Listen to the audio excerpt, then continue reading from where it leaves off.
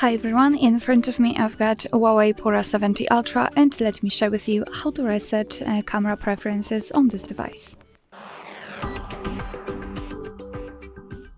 So let's start with opening the camera app, and as you can see, before I've started recording, I've applied the grid lines in order to show you a visual evidence that the reset option will work, so they should disappear after the whole operation.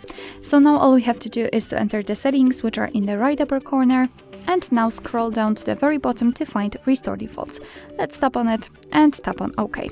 As you can see, we just got back to the camera automatically. Here we've got the first evidence that the reset option worked, because we have to either allow or deny the access to the location, so it's up to you. And the second one, which is visible right here on the camera directly, we do not have the grid lines, which means that we just successfully reset camera preferences. Alright, so that will be all. Thank you so much for watching. I hope that this video was helpful, and if it was, please hit the subscribe button and leave the thumbs up.